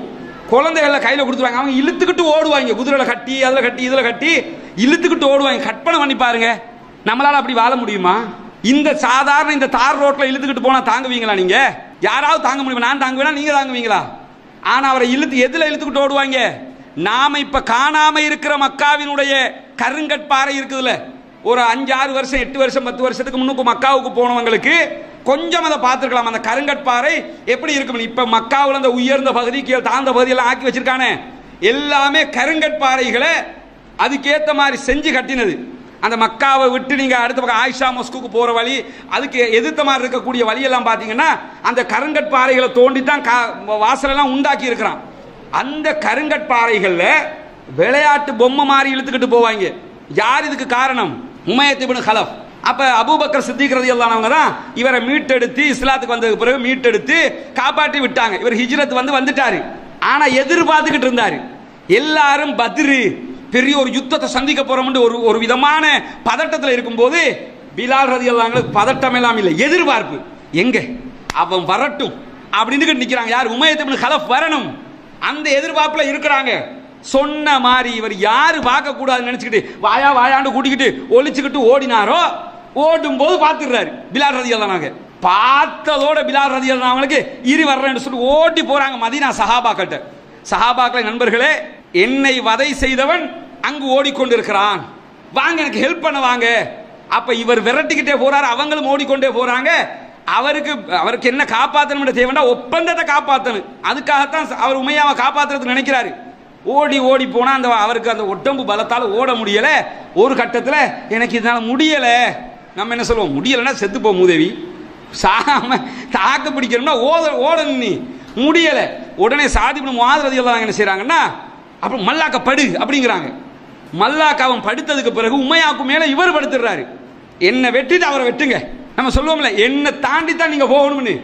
அவனுக்கு மேல அவன் பெரிய கொளுத்தாளு, இவர் பஞ்சு மெத்த மாதிரி அதுக்கு மேல உளுந்து படுத்துறாரு. படுத்துட்டு என்ன வெட்டிட்டு வெட்டுங்க அப்படின்னாங்க. நாங்க எதுக்கு உங்களை வெட்டணும்? அவங்க வெட்டல, குத்தினாங்க. ஏன்னா அவன் பெரிய கொளுத்தவன் தானே. கீழால வயிற்றுக்கு ஒரு குத்தி முடிய பெலூன் வெடிச்ச மாதிரி இருந்திருக்கும். வயிறு குத்துப்பட்டு முடிய என்ன செய்ய, ஒரு சொருகு சொருகிட்டு. ஆனாலும் அதுல ஒரு சஹாபி என்ன செய்யறாருன்னா, முடியல, ஒரு வெட்டத்தான் வரும்னு சொல்லி ஒரு வெட்டினாங்க. சாதி இப்னு முஆத் ரலியல்லாஹு அன்ஹுடைய காலை பிடிக்கு இந்த ஹதீஸ் அறிவிக்கும் போதே காலை தூக்கி காட்டுவாரு. அன்னைக்கு வெட்டின வெட்டு தான் நமக்கு இது, அன்னைக்கு விழுந்ததுதான். ஏன்னா இவரை வெட்டவும் கூடாது, அவனை கொல்லவும் வேணும், ரெண்டு நடக்கணும். கீழால குத்தி கொன்றார்கள் அவனை. என்ன காரணம்னா, அவனைத்தான் இவர் தேடிக்கிட்டு இருந்தார். எனக்கு இவ்வளவு பண்ணினியல்ல, ஒன்னு நான் பாத்துக்கிறேன் இருந்தாங்க. உமையத் இப்னு கலஃப் ரசூலுல்லாஹ் சொன்ன மாதிரியே பத்ர் போரிலே கொல்லப்படுகிறார். அதே மாதிரி என்ன ஆகுதுன்னு கேட்டா, இந்த உமையத் இப்னு கலஃப் கொல்லப்பட்டதுக்கு பிறகு அடுத்ததாக என்ன நடக்குது? அப்துல்லா இப்னு மஸ்ஊத் ரலியல்லாஹு அன்ஹு சொல்றாங்க, மக்கா வாசிகள் எப்படி எல்லாம் கொல்லப்பட்டார்கள் தெரியுமா என்கிறத சொல்லும்போது, ஒரு நாள் ரசூலுல்லாஹி ஸல்லல்லாஹு அலைஹி வஸல்லம் காபாவுல தொழுது கொண்டிருக்கிறாங்க. காபாவுக்கு பக்கத்துல தொழுது கொண்டு இருக்கிறார்கள். தொழுது கொண்டு இருக்கும்போது ஒரு மக்கா முஸ்ரிக் வர்றான். வந்து என்ன செய்யறான்னு கேட்டா, முகமது தொழுகிறார். இந்த முகம்மதுக்கு மேலாக அசிங்கங்களை கொண்டு வந்து போட்டு அவரை அவமானப்படுத்துவது யார் என்ற ஒரு போட்டி. ரசூலுல்லாஹ்வை அசிங்கப்படுத்தணுமா, யார் அசிங்கப்படுத்த இயலும் அப்படின்னு ஒரு போட்டி வைக்கும் போது, நான் அசிங்கப்படுத்துறேன் ஒரு ஆள் என்ன செய்யறான்னு கேட்டா, போய் ஒரு ஒட்டகம், அறுத்த ஒட்டகத்தினுடைய அழுகிய குடல்கள், இது பல ஹதீஸ்கள் இதை கேள்விப்பட்டிருப்பீங்க, இது ஹதீஸ்ல இருக்குது, வரலாறுல ஹதீஸ்ல இருக்குது. அழுகிய குடல்களை எல்லாம், அந்த குடல் எப்படின்னு கேட்டா, அந்த அப்படி ஒரு பேக் மாதிரி இருக்கும், அதுக்குள்ளதான் எல்லா குடல்களும் இருக்கும். அதை எடுத்து யூஸ் பண்ணவும் முடியும், யூஸ் பண்ணாம இருக்கவும் முடியும். ஒரு பேக் மாதிரி இப்படித்தான் அது அந்த வயிற்று பகுதி இருக்கும். அதை அப்படியே தூக்கி கொண்டு வந்து நபிகள் நாயகம் சுஜூதில் இருக்கிறார்கள், ரசூலுல்லாஹ்வுடைய கழுத்துக்கு மேலால் வைத்து விட்டான். நீங்க சுஜூதில் இருக்கும்போது ஒரு 50 கிலோ மூட்டையை கொண்டாந்து கழுத்துல வச்சு அவங்களால தாங்க முடியுமா? எப்படி இருக்கு, எந்திரிக்க முடியுமா? ரசூலுல்லாஹ்வால எந்திரிக்க முடியல. என்ன ஆகுதுன்னு கேட்டா, நபிகள் நாயகம் ஸல்லல்லாஹு அலைஹி வஸல்லம் அவர்கள் சுஜூதில் இருக்கிறாங்க, தட்டுமாறி கொண்டு இருக்கிறார்கள். என்ன செய்யறதுன்றே ரசூலுல்லாஹ்வுக்கு தெரியல. அவ்வளவுக்கு பெரிய பாரத்தை கொண்டாந்து, அது அசிங்கம், பாரம் மட்டும் இல்ல, கடுமையான நாத்தம் அடிக்குது, அசிங்கத்தை கொண்டாந்து அல்லாஹ்வுடைய தூதருக்கு மேல போடுறாங்க. ஒன்றுமே அப்ப யாருமே இருக்கல. உடனே ஃபாத்திமா ரலியல்லாஹு அன்ஹாவுக்கு இது சொல்லப்படுது. அப்ப சின்ன பிள்ளை ஃபாத்திமா ரலியல்லாஹு அன்ஹா, உங்களோட வாப்பாக்கு இப்படி நடக்குதுன்னு முடிய அழுது கொண்டு ஓடி வருகிறார்கள். ஓடி வந்து ரசூலுல்லாஹ் மேலே இருந்த அந்த அசிங்கங்களை எல்லாம் தண்ட கையால் தன்னுடைய தகப்பனார் அழுது கொண்டு வந்து தன்னுடைய தகப்பனார் மேலே இருந்த அசிங்கங்களை எல்லாம் எடுத்து வீசுகிறார்கள். ஃபாத்திமா ரலியல்லாஹு அன்ஹா பற்றி ரசூலுல்லாஹ் சொல்லும்போது சொன்னார்கள், ஃபாத்திமா என்றால் நான், நான் என்றால் ஃபாத்திமா. ஃபாத்திமா ரலியல்லாஹு அன்ஹாவுக்கும் ரசூலுல்லாஹி ஸல்லல்லாஹு அலைஹி வஸல்லம் அவங்களுக்கும் என்ன வித்தியாசம் இருக்கும்னா, அந்த உருவமைப்பில் அவங்க பொம்பளையா இருப்பாங்க, இவங்க ஆணாக இருப்பாங்க. ஏன்னா அந்த ரசூலுல்லாஹ்வுடைய மரண நேரத்தில் பார்த்தீங்கன்னா அழுது கொண்டு ரசூலுல்லாஹ் சகராத்துடைய நிலைமையில் இருப்பாங்க. அழுது கொண்டு ஃபாத்திமா வருவார். இந்த ஹதீஸை அறிவிக்கிற ஆயிஷா ரலியல்லாஹு அன்ஹா சொல்லுவார்கள், ஃபாத்திமாவினுடைய நடையை பார்த்தேன், நபிகள் நாயகம் நடந்து வருவதை போன்றே இருந்தது. அழுது கொண்டு வர்றாங்க. வரும்போது ரசூலுல்லாஹ் என்ன செய்றாங்கன்னா, ஒரு காதை கூப்பிட்டு ஒரு செய்தியை சொல்றாங்க. அப்படி சொல்லி முடிய அழுது கொண்டு போகிறார்கள். போகிற ஃபாத்திமாவை திருப்பி கூப்பிடுறாங்க ரசூலுல்லாஹ், இங்க வாங்க. திரும்ப கூப்பிட்டு ஒரு செய்தியை சொல்றாங்க. அழுகை எல்லாம் நிப்பாட்டி சாதாரணமா சிரிச்சுக்கிட்டு மெதுவா போறாங்க.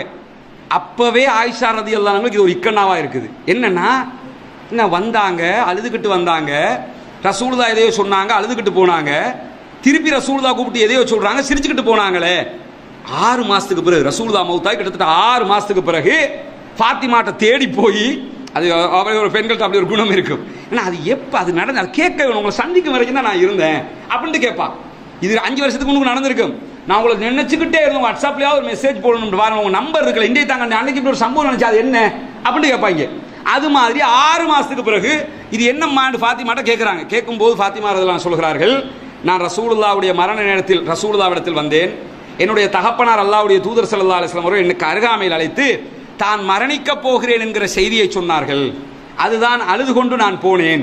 அப்ப திருப்பி கூப்பிட்டு சொன்னாங்களே, அமைதியா போனீங்களே, மீண்டும் என்னை அழைத்தார்கள். அழைத்து என்ன சொன்னார்கள் என்றால், நான் மரணித்ததற்கு பிறகு முதலில் என்னை சந்திக்க இருப்பவர் நீங்கள் தான் என்று சொன்னார்கள். அதனால் தான் சிரித்துக் கொண்டே போனேன். மரணத்தை சந்திக்கிறதுக்கு எவ்வளவு விருப்பம் பார்த்தீங்களா? என்ன சந்திக்க இருக்கிறீங்க நீங்க தான், எங்க சந்திக்க இருக்கிறீங்க?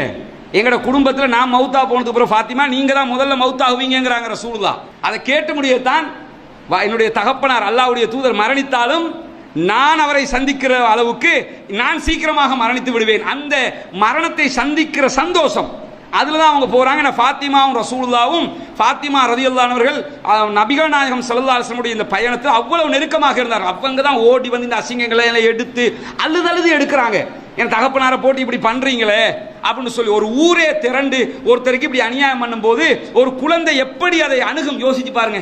அந்த குழந்தையினுடைய மனநிலை எப்படி இருக்கும்? எங்களது வாப்பாக்கு இப்படி செய்றீங்களே, எங்களோட வாப்பாவை அசிங்கப்படுத்துறீங்களே, எங்களோட வாப்பாக்கு அடிக்கிறீங்களே, எங்களோட வாப்பாக்கு ஏசுறீங்களே அப்படின்னு சொல்லி எந்த குழந்தையும் தாங்காது, எடுத்து வீசுகிறார்கள். ரசூலுல்லாஹி ஸல்லல்லாஹு அலைஹி வஸல்லம் அவங்க அமைதியாக எழும்புகிறார்கள். எடுத்து வீசிட்டு ஃபாத்திமா கடுமையாக திட்டுகிறார்கள். அப்ப என்ன செய்யறாங்கன்னு கேட்டா, அல்லாஹ்வுடைய தூதர் ஸல்லல்லாஹு அலைஹி வஸல்லம் அவங்க எழும்பி உட்கார்ந்து கையேந்துறாங்க. யா அல்லாஹ், மக்கத்து குறைஷிகளை நீயே பார்த்துக்கொள், மக்கத்து குறைஷிகளை நீயே பார்த்துக்கொள், மக்கத்து குறைஷிகளை நீயே பார்த்துக்கொள் அப்படின்னு 3 முறை சொல்லிட்டு ஒரு லிஸ்ட் ஒன்றை சொல்றாங்க ரசூலுல்லாஹ். மக்காவுல காபாவுக்கு அருகாமையில் இந்த அநியாயம் நடந்த அடுத்த நிமிஷம் ஒரு லிஸ்ட்டை சொல்றாங்க. அந்த லிஸ்ட்ல உள்ள அத்தனை பேரும் அவர்கள் நிற்கிறான். அம்ர் இப்னு ஹிஷாமை நீயே பார்த்துக்கொள் இறைவா, உத்பத் இப்னு ரபியாவை நீயே பார்த்துக்கொள், ஷைபத் இப்னு ரபியாவை பார்த்துக்கொள், வலீத் இப்னு உக்பாவை பார்த்துக்கொள், உமையத் இப்னு கலஃபை பார்த்துக்கொள், உக்பத் இப்னு அபி முஹைத்தை பார்த்துக்கொள், அதாவது உமாரத் இப்னு வலீதை பார்த்துக்கொள்னு சொல்லி இந்த லிஸ்ட் அப்படியே சொல்றாங்க. இந்த ஹதீஸை அறிவிக்கக்கூடிய நபித்தோழர் என்ன சொல்றாருன்னு கேட்டா, அல்லாஹ்வின் மீது ஆணையாக பத்ர் யுத்தத்திலே ரசூலுல்லாஹ் பேர் சொன்ன அத்தனை பேரும் கேவலமாக அசிங்கப்பட்டு மரணித்திருந்ததை நான் என் கண்களால் பார்த்தேன். ரசூலுல்லாஹ் அன்னைக்கு துஆ கேட்கறாங்க, அத்தனை பேரும் அந்த லிஸ்டே பத்ர்ல கொல்லப்பட்டு கிடக்குது. இதெல்லாம் பார்த்தீங்கன்னா அவங்க அவங்களுடைய கிச்சனில் தான் நம்ம நிற்கிறோம். இது யானை வரக்கூடிய ஒரு பகுதி. அது மட்டும் இல்லாமல் பெண்கள் இந்த வீடுகளில் இரவு நேரத்திலையும் பகல் நேரத்திலையும் இந்த கதவுகள் எல்லாம் எடுக்கிறதுக்கு முடியலை. அந்த அளவுக்கு இருக்கக்கூடிய ஒரு தெரிச்ச நிலையில், அழிஞ்ச நிலையில் இருக்குது. புனிதமிக்க ரமலானுடைய மாதத்தில் இலங்கையினுடைய பொத்துவில் பகுதிகளில் இருக்கக்கூடிய சர்வோதயபுரம் ஹிஜ்ரத் நகர் என்கிற பகுதிகளில் வீட்டு திட்டம் ஒன்றை நடைமுறைப்படுத்துவதற்கான ஒரு முயற்சியை நீங்க அறிஞ்சிருப்பீங்க. புனிதமிக்க இஸ்லாமிய மார்க்கத்தை ஏற்றுக்கொண்டிருக்கக்கூடிய சகோதரர்கள் அவங்க படுகிற கஷ்டங்கள் இங்க நம்ம பார்த்தோம்னா வாழ்வதற்கான ஒரு சூழலே இங்க கிடையாது என்பதுதான் யதார்த்தமான உண்மையாக இருக்கிறது. ஏன்னா ஆரி காலம் ஏதோ ஒரு வகையில் அவங்களுக்கு தண்ணீர் கிடைச்சிருது, குளங்கள்லாம் அங்கங்க எடுத்துடுறாங்க. இதே கோடை காலம்னு வந்து இப்ப நம்ம வந்திருக்கிறது கோடை காலம், கடுமையான வெயில், பாலைவனத்துக்கு நிகரான வெயில் அடிக்கக்கூடிய ஒரு காலகட்டம் இது. இந்த காலகட்டங்களில் வாரத்தில் ஒரு முறை தான் தண்ணீர் வரும் அவங்களுக்கு. அதுல இருந்து அவங்க தண்ணி எடுத்து ஒரு வாரத்துக்கான தண்ணி அவங்க குடிக்கிறதுக்கு எடுத்துக்கிறணும், மற்ற தேவைகளுக்கு வெளியில இருந்து அவங்க தனியாக எடுத்துக்கிற வேண்டி இருக்கிறது. ஒரு 110 குடும்பங்கள் இருக்கிறாங்க. இருக்கக்கூடிய வீடுகள், இந்த வீடுகள் எதுவும் அவங்களுக்கு சொந்தமானது கிடையாது, வேறு ஆட்களுக்கு சொந்தமான வீடுகள் எடுத்து அவங்க கொஞ்சம் திருத்த பணிகளை செஞ்சு இருந்துகிட்டு இருக்கிறாங்க. இது கிச்சன் தனி, ஹால் தனிங்கிற எந்த ஒரு வேறுபாடும் இந்த வீடுகளுக்கு கிடையாது. ரொம்ப ஒரு அடிமட்டத்தில் இருக்கக்கூடிய சகோதரர்கள். எனவே இந்த ரமலானுடைய மாதத்தில் அவங்களுக்கான உதவிகளை செய்வதனூடாக, ஜக்காத்து தான தர்மங்களை கொடுப்பதினூடாக நம்ம ஒரு இந்த வீட்டு திட்டத்தை சக்ஸஸ்ஃபுல்லாக நடத்த முடியும். அப்படி நடத்துகிற நேரத்தில் கண்டிப்பாக அவர்கள் நிம்மதியாக வாழ்வதற்கான வாய்ப்பு அவர்களுக்கு கிடைக்கும் இன்ஷா அல்லாஹ். நபிகள் நாயகம் ஸல்லல்லாஹு அலைஹி வஸல்லம் அவர்கள் புனிதமிக்க ரமலானுடைய மாதத்திலே நிறைய தான தர்மங்களுக்கு நமக்கு வழிகாட்டி இருக்கிறார்கள். இஸ்லாம் நமக்கு 8 வகையாக பிரித்து ஜக்காத்தை 8 கூட்டத்துக்கு கொடுங்க என்கிற வாய்ப்பை தந்திருக்கு. எந்த பகுதிகளிலையும் ஏதாவது அந்த கூட்டத்தில் ஒரு சாரார் இருப்பாங்க. அதுலேயும் நமக்கு கிடைத்திருக்கக்கூடிய ஒரு வாய்ப்பு என்னன்னு கேட்டால், முஅல்லஃபத்துல் குலூப், உள்ளங்கள் ஈர்க்கப்படுகிற இந்த இஸ்லாத்தை நோக்கி வருகிற சகோதரர்களுக்கான ஒரு வாய்ப்பாக இது அமைந்திருக்கிறது. இந்த பகுதிகளுக்கு வந்து நேரடியாக இந்த ப்ராஜெக்ட்டுக்கு உதவணும் என்று யாராவது நினைச்சிங்கன்னு சொன்னால் அவங்களையும் அழைத்து கொண்டு வருவதற்கு நம்ம தயாராக இருக்கிறோம். வந்து நீங்கள் பார்க்க முடியும் என்ன நிலைமையில் இந்த ஏரியா இருக்குதுன்னு சொல்லி உதவி செய்யக்கூடிய சகோதரர் முன்னால் தெரிகிற நம்முடைய தொலைபேசி மற்றும் வாட்ஸ்அப் இலக்கத்துக்கு தொடர்பு கொள்ள முடியும். அதே போன்று நம்முடைய அக்கவுண்ட் நம்பரும் உங்களுக்கு முன்னால் காட்சிப்படுத்தப்படுகிறது. ஜகாத் நிதிகளை இன்றைய அந்த மக்களுக்காக ஒதுக்குவதற்கான ஒரு முயற்சியை மேற்கொள்ளுங்கள். கணவர் என்னமா பண்றாரு? கூலி வேலை செய்கிறாங்களா? நீங்கள் வீட்டில் இருக்கிறீங்க? பிள்ளைகள் எத்தனை? 2 பேர். அப்போ என்ன வாழ்வாதாரத்துக்கு வேறு என்ன பண்ணுவீங்க? தண்ணி மிஷினில் கொண்டு வந்து தாரு, ஒரு கிழமைக்கு ஒரு தரம் வரும். சரி, அதுதான் யூஸ் பண்ணணும்.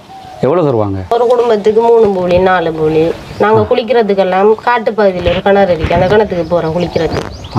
அது இங்கேருந்து எவ்வளோ தூரம் இருக்கும்? எவ்வளோ தூரம் இருக்குன்னு தலைவர்? 1 கிலோமீட்டர் இருக்கும். அங்கே போய் தண்ணி எடுத்துகிட்டு வரணும். குளிச்சுட்டு வருவாங்க. இனி தண்ணிகள் தட்டுப்பாடங்களுக்கு குடிபானைக்கு அவங்க சார தண்ணி காணும். அம்மா உங்கள் வீட்டை கொஞ்சம் பார்க்கலாமா? நான் வரவா உள்ள? ஓ, இதெல்லாம் எங்களோட வசதிக்கு ஏற்ற மாதிரி கூலி தொழில் செஞ்சு இந்த கை மரங்களை வாங்கி போட்டுருக்கிறோம் நாங்கள். ஓ, நீங்கள் எப்போ அவங்க வீட்டை கேட்குறாங்களோ அப்போ கொடுத்துட்டு போயிடணும். ஓ, அது வாங்க.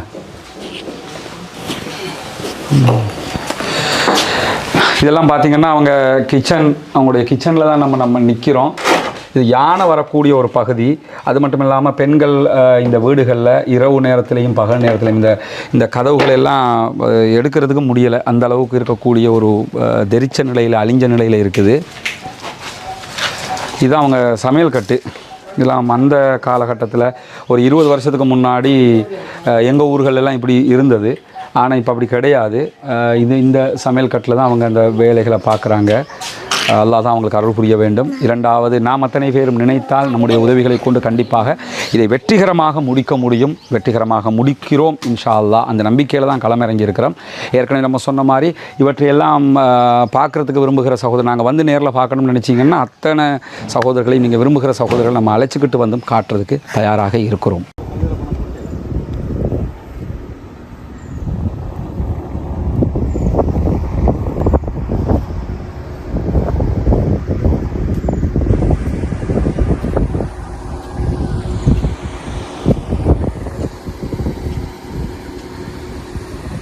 புனிதமிக்க ரமலானுடைய மாதத்தில் தற்போது நம்ம இஸ்லாத்தை ஏற்றுக்கொண்ட சகோதரர்களுக்கான 14 வீடுகள் கட்டுகிற பணியில் 5 வீடுகளை கட்டியிருக்கிறோம்ங்கிறது உங்களுக்கு தெரியும். கட்டி அவங்கள்ட்ட ஒப்படைச்சிட்டோம். ஊடம் இல்லாமல் அறிக்கிறது இல்லாமல் தான் இப்போ எம்மாட்ட வந்து நிற்கிறேன்.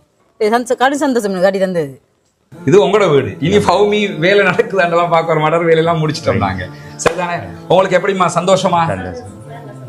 நிறைய பேருக்கு உதவி செஞ்சிருக்கிறாங்க. அவங்களுக்கு என்ன சொல்ல நினைக்கிறீங்க? எங்களுக்கு இவ்வளவு தந்தது எங்களுக்கு மிச்சம் நன்றி. துவா செய்யுங்க. சரியா? தொழுகை, நோன்பு அதுகளை எல்லாம் ரொம்ப கடைப்பிடிச்சு கொள்ளணும். மார்க்க விஷயங்கள் தானே. அல்லாட்ட நம்ம உலகத்துக்கு எங்களால் முடிஞ்சதை நாங்கள் செஞ்சிட்டோம். மறுமைக்கு நீங்கள் தான் தேடிக்கொள்ளணும். சரிதானே? இந்த வீடு கட்டி முடிஞ்சதோட நாங்கள் வர்றோம். அவங்களோட மனைவி வந்துட்டாங்க வீட்டுக்கு. கேட்கும்போது என்ன சொன்னாருண்டா, நான் இதுக்குத்தான் நினைப்பேன், அந்த வீடு நீங்கள் கட்டி தந்துட்டீங்க, எனவே நாங்கள் இனி சந்தோஷமா இருப்போம். என் பிள்ளைகள் இப்போ நிம்மதியாக பழக்கக்கூடிய அளவுக்கு நிம்மதியாக இருக்கு. அல்லாஹ் உங்களோட எண்ணங்களை பேசாக்குவோம் இன்ஷா அல்லாஹ்.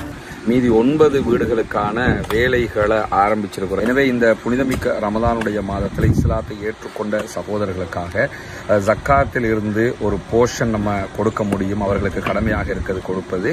எனவே அந்த உதவியை தாராளமாக செய்து வழங்குங்கள். இன்னும் சொல்ல போனால் அந்த சகோதரர்களுக்கு நீங்கள் ஜக்காத்தில் இஸ்லாத்தை ஏற்றுக்கொண்டவர்களுக்குரிய பங்காகவும் அவர்களுக்கு உதவ முடியும், மிஸ்கீன்களுக்குரிய பங்காகவும் உதவ முடியும், ஃபக்கீர்களுக்குரிய பங்காகவும் அவர்களுக்கு உதவ முடியும். இந்த 3 கேட்டகரிக்குள்ளேயும் வரக்கூடிய மக்களாகத்தான் அவங்க இருக்கிறாங்க. எனவே உங்களால் முடிந்த உதவிகளை, தான தர்மங்களை இதற்காக வாரி வழங்குமாறு அன்பாக கேட்டுக்கொள்கிறேன். நம்ம ஆரம்பிச்சிருக்கக்கூடிய இந்த பணி நம்ம தான் முடிக்கணுங்கிற வகையில் உங்களால் எவ்வளவு முடியுமோ அவ்வளவு உதவிகளை இதற்காக வாரி வழங்குங்கள். நாளை மறுமையிலே நிரப்பமான கூலிகளை பெற்றுக்கொள்ளுங்கள். இந்த பத்ர் யுத்தம் ஆரம்பமாகும் போதே வலீத் இப்னு உக்பா, அவர் வலீதுடைய 2 பிள்ளைகள் உத்பத் இப்னு ரபியா, ஷைபத் இப்னு ரபியா, இந்த 3 பேர் தான் முதலாவது நேருக்கு நேர் மோதலுக்கு வர்றவங்க. முதல் தடவையே கொல்லப்படுறது இந்த 3 பேர் தான். ரசூலுல்லாஹ் சொன்ன பட்டியலில் இருப்பாங்க. இந்த அத்தனை பேரும் பத்ர் யுத்தத்திலே கொல்லப்படுகிறார்கள். அதே மாதிரி அப்துர் ரஹ்மான் இப்னு அவுஃப் ரலியல்லாஹு அன்ஹு அறிவிக்கிறாங்க, பத்ர் நேரத்தில் இது ஒரு சுவாரஸ்யமான சம்பவம். பத்ரில் இப்படி எல்லாரும் நின்றுக்கிட்டு இருக்கிறாங்க, கடுமையாக யுத்தம் நடந்துகிட்டு இருக்குது, அடுத்து போகணும் ரெடின்னு நிற்போம்ல. அப்படி நிற்கும் போது இவர் என்ன செய்யறாருன்னா, இவர் அப்துர் ரஹ்மான் இப்னு அவுஃப் ரலியல்லாஹு அன்ஹு அவர்கள், இவர் அபூபக்கர் சித்திக் ரலியல்லாஹு அன்ஹுடைய மகன், ஆம்பளை புள்ள, அதாவது ஆயிஷா ரலியல்லாஹு அன்ஹா அவர்களுடையவும் அஸ்மா பின்த் அபீபக்கர் ரலியல்லாஹு அன்ஹுடையும் சகோதரர். இவர் தான் ரசூலுல்லாஹ் மரண நேரத்தில் இருக்கும்போது பல்லு விளக்கிக்கிட்டு வர்றவர். இப்படி பல்ல விளக்கி மிஸ்வாக் பண்ணிக்கிட்டே வருவார், ரசூலுல்லாஹ் பார்த்துக்கிட்டே இருப்பாங்க. அப்பதான் ஆயிஷா கேட்பாங்க, யார் சொல்லுவா பல்லு விளக்கி விடவான்னு கேட்பாங்க. ஆமா ஃபஅஷார பிரஅஸிஹி பிஅன்னம், ஆமா என்று தலையாட்டினார்கள் என்ற ஹதீஸ்ல வரும். அந்த அப்துர் ரஹ்மான் இப்னு அவுஃப் ரலியல்லாஹு அன்ஹு அவங்க என்ன செய்யறாங்கன்னு கேட்டா, இப்படி ரெட்டியா நிக்கிறாங்க. இப்ப அடுத்து யுத்தத்துக்கு போறதுக்கு நிற்கும் போது பாக்குறாங்க, தண்ட வல பக்கத்துல ஒரு சின்ன பொடியை நிக்கிறான், இடது பக்கத்துல இன்னொரு சின்ன பொடியை நிக்கிறான். முஆத் முஅவ்வித் 2 பேர் நிக்கிறாங்க. இந்த இவங்களோட பேர்கள் சில ஹதீஸ்கள்ல மாறி மாறி வரும். பெரும்பாலான ஹதீஸ்கள்ல முஆத் முஅவ்வித் வருது, சில ஹதீஸ்கள்ல 2 பேருமே முஆத் வருது, சில ஹதீஸ்கள்ல அவர பேர் வேற இவர பேர் வேற என்று வருது. ஆனா புரிஞ்சுக்கிறதுக்காக முஆத் முஅவ்வித்ங்கிறதையே எடுத்துக்கிறங்க. முஆத் முஅவ்வித் 2 பேர் நிக்கிறாங்க. நீ யாருப்பா கேட்கிறேன். அவர் சொல்றாரு, நான் மனசுக்குள்ள என்ன நினைச்சேன் தெரியுமா, எவ்வளவு பெரிய யுத்தத்தில் வந்து நிற்கிறோம், நம்ம இவனுங்களை வெட்டுறதா குத்துறதான்னு யோசிச்சுக்கிட்டு இருக்கிறோம், நமக்கு பக்கத்தில் இந்த 2 சின்ன பொடியமா நிற்கிறானுங்களே, இவங்க இல்லாமல் கொஞ்சம் பெரிய 2 பேர் நின்று இருந்தால் நல்லா இருந்திருக்கு தானே அப்படின்னு நான் நினச்சிக்கிட்டு இருக்கும்போது, அந்த அந்த ஹதீஸை நீங்கள் பார்க்கணும். என்ன செய்யறாருன்னா, அந்த முஆதுங்கிறவர் ரைட் சைடில் இருக்கிறார்ல, அவர் கஞ்சாடையால் என்னை அழைத்தார். கஞ்சாடைனா இங்கே வாங்க அப்படின்னு கூப்பிடுவோம்ல, அப்படி இங்கே வாங்க அப்படின்னு சொல்லி கூப்பிடுறாரு. இவர் இப்படி தான் நிற்கிறாரு, நம்மளை கூப்பிடுறாரு அப்படின்னு இப்படி எட்டி என்ன விஷயம்னு கேட்குறாரு. கேட்கும்போது அவருக்கு இவர் பெரியப்பா முறை வேணும். அப்போ இவருக்கு பெரியப்பா அபூ ஜஹல் உங்களுக்கு தெரியுமா, பார்த்துருக்கிறீங்களா? ஏன்னா இவங்களுக்கு அபூ ஜஹல் தெரியாது. யாருன்னா இந்த 2 பேருக்கும் அபூ ஜஹல் தெரியாது. அதுதான் கூப்பிட்டு இங்கே வாங்க அப்படின்னு கூப்பிட்டு, அபூ ஜஹல் தெரியுமா உங்களுக்கு அப்படி? ஆமாம் தெரியும், அதுக்கு இப்போ என்ன அப்படின்னு கேட்குறாரு. அவனை கண்டிங்கன்னா கண்டிப்பாக நமக்கு இன்ஃபார்ம் பண்ணுங்க, ஒரு மெசேஜ் ஒன்று போட்டுருங்க. நமக்கு சொல்கிறாரு, மெசேஜ் போடுங்க நான் சொல்ல மாட்டாரு, தகவலோடு சொல்லிடுங்க அப்படின்னு சொல்கிறாரு. எதுக்கு உனக்கு நான் தகவல் சொல்லணும் அப்படின்னு கேட்குறாரு. என் கையாலே அவனை கொல்லணும்னு தான் வந்திருக்கிறீங்க அப்படிங்கிற பாருங்க. அந்த யுத்தத்தில் இவங்க 2 இளைஞர்கள், சின்ன பிள்ளைகள், இவங்க சின்ன பிள்ளைன்னா ஆக குழந்தை பிள்ளைன்னு அர்த்தம் இல்லை, இளைஞர்கள், மற்றவங்களை விட இவங்க தான் வயசில் குறைஞ்சவங்க. இதை கேட்டுட்டு சரி சரி வந்தா சொல்கிறேன் அப்படின்ட்டு நிற்கும் போது பக்கத்தில் இவர் இங்கே வாங்கன்னு அவங்க அவர் கண்ணடிச்சு கூப்பிடுறாரு. இப்போ உனக்கு என்னப்பா வேணும் அப்படின்னு கேட்கும்போது அவரும் அதே மாதிரி அபூ ஜஹல் உங்களுக்கு தெரியுமா அப்படின்னு கேட்குறாரு. தெரியும். இப்போ அதுக்கு என்ன, அவனை கண்டீங்கன்னா கட்டாயம் அந்த ஆட்ட சொல்லாமல் எனக்கிட்ட சொல்லணும், ஏன்னா அவனை கொண்டுட்டு போகணும்னு நான் வந்திருக்கிறேன். நீங்கள் அல்லாஹ் மீது ஆணையா அவனை கொல்றது நாங்கள் தான் ரெண்டுக்கிட்ட முடிவோட கங்கணம் கட்டி நிற்கும் போது சரி சரி வந்தா சொல்றேன் இப்படி திரும்புறாரு. அந்த முன்னாடி போய்கிட்டு இருக்கிறான். திரும்பும் போதே அபூ ஜஹல் என்ன செய்யறான்னா, குதிரையில போய்கொண்டு இருக்கிறான். நீங்க 2 பேரும் கேட்டியல்ல, 2 பேரும் பாரு கேட்டியல்ல, அபூ ஜஹல் யாரு, இந்த போறான் அவன் தான் அப்படின்னாங்க. சொல்லிவிட்டு திரும்பி பார்க்கிறேன், 2 பேரையும் காணுங்கிறாரு. சொல்லிட்டு எங்கப்பான்னு கேட்டா, இந்த விஷயம் முடிஞ்சில்ல, உடனே அபூ ஜஹலை தேடிக்கொண்டு விரட்டி கொண்டு போறாங்க. எந்த அளவுக்கு விரட்டி கொண்டு போறாங்கன்னு சொன்னா, போன 2 பேருமே அவனை தாறுமாறாக வெட்டி சாய்க்கிறார்கள். அபூ ஜஹலை கொண்டது பெரிய அந்த உமர் ரலியல்லாஹு அன்ஹுவோ, அபூபக்கர் ரலியல்லாஹு அன்ஹுவோ, சுபைர் இப்னு அவ்வாம் ரலியல்லாஹு அன்ஹுவோ, அப்படி பெரிய பெரிய நபித்தோழர்கள் எல்லாம் இல்ல. இந்த 2 சின்ன பசங்க தான் கொல்றாங்க. கொண்டு கீழே குற்றுயிரும் கொலை உயிருமாக கிடக்கிறான். அந்த உயிர் அங்க எங்க ஆடிக்கிட்டு இருக்கும்ல, அப்படி இருக்கிற நேரத்தில் நபிகள் நாயகம் ஸல்லல்லாஹு அலைஹி வஸல்லம் அவங்க கேட்குறாங்க, யுத்தம் எல்லாம் முடிஞ்சிருச்சு. இப்போ யுத்தம் எல்லாம் முடிஞ்சிருச்சு, இடையில என்ன நடக்கு இப்போ சொல்றேன், இந்த சம்பவத்தை சொல்றேன். யுத்தம் முடிஞ்சு ரசூலுல்லாஹ் கேட்குறாங்க, எல்லாம் சரிப்பா, அபூஜஹல் எங்க அப்படின்னு கேட்குறாங்க. எல்லாம் சரி, அவனை காணமே, அவன் தானே தலைவர், எங்க அவன் அப்படின்னு கேட்கும்போது, அதானே அபூஜஹலை காணமே. இப்போ ரசூலுல்லாஹ் சொல்றாங்க, கொஞ்சம் போய் பார்த்துட்டு வாங்க, அவன் இருக்கானா இல்லையான்னு முதல்ல பார்த்துட்டு வாங்க அப்படின்னு அனுப்பினா என்ன செய்யறாங்கன்னா, இப்னு மஸ்ஊத் ரலியல்லாஹு அன்ஹு உடனே நான் தான் போனேங்கிறாரு. பார்க்கறதுக்கு போறாங்க. ஆமா, இவனுக்கு என்ன நடந்துச்சு அப்படின்னு பார்க்கறதுக்கு போய் பார்த்தா மூச்சை இழுத்து அந்த போகிறதுக்கு அந்தாண்டு இருக்குது. தடுமாறிக்கிட்டு இருக்கும்போது இவர் போறான், நீங்க தானா இப்ப கேட்கிறாரு, நீங்க தானே அபூஜஹல், நீ தானடா அப்படின்னு. நான் தான் அபூஜஹல். அப்ப கூட அவன் பேசின பேச்ச பாத்தீங்கன்னா சாகக்குள்ள கூட திமிர் அடங்கல, உயிர் அடங்குற நேரத்துல திமிர் அடங்கல அவனுக்கு. நான் தான் அபூஜஹலுங்கிறான். உடனே இவர் நெஞ்சில கழுத்துக்கு பக்கத்துல காலை வச்சு நெஞ்சுக்கு மேல மிரிச்சு பிடிச்சி அவன் தாடியை பிடிச்சி இப்படி தூக்குறாரு. கழுத்து வெட்டப்பட்டு கிடக்குது, இப்படி தூக்குறாரு.